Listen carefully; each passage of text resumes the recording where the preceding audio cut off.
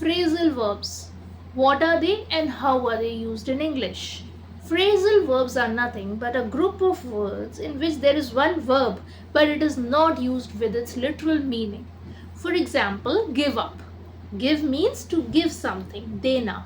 But give up means to give up on something. I cannot do it anymore, I give up. So, when you're putting up with give, the meaning changes. Dropped out. She dropped out of college. Drop means kuch phekna. Drop.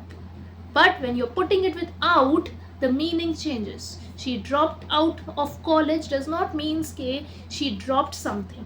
It means that she left her college in between her studies, in between her semester. Okay, hang up. Hang up means phone rak dena hai. You're talking to someone and you hang up the phone. Doesn't mean you're hanging something. Hanging means latkana. Hang के साथ up लगाया, the meaning changes. So this way, phrasal verbs are where the meaning of the word changes because it is put with some other word. The interesting part over here is that when you are putting different words with different verbs, the meaning changes altogether. For example, give up has a different meaning, give out has a different meaning, give in has a different meaning. This is something which confuses a lot of people. Now, why I'm telling you this and how we are going to help you on this. I'm going to come with a streak of phrasal verbs. In every video of mine, you will find 4 or 5 new phrasal verbs and how they can be used. What will be the use and how it is going to help you. Your English, your speaking will sound so much better when you use the correct phrasal verbs around.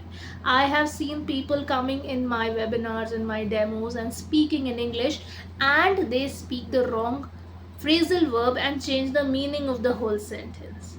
Okay, for example, I passed my exam in 2022. I passed out my exam. I passed by my exam. No. So what exactly the word should be put over there, which phrasal verb should be put over there is very important to understand. In the next series of videos, we are going to understand different phrasal verbs and their usages. And you have to practice, of course, to understand, get better, get used to using all those phrasal verbs in your daily language. For that, you have to practice each phrasal verbs. Like I said, just say it 5 times and make at least 3 sentences from it.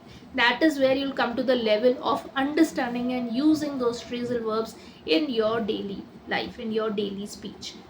All the best to you. This exercise should be done if you want the correct concepts of phrasal verbs to be understood. Okay, so see you with a lot of phrasal verbs and their uses very soon. Stay tuned till then.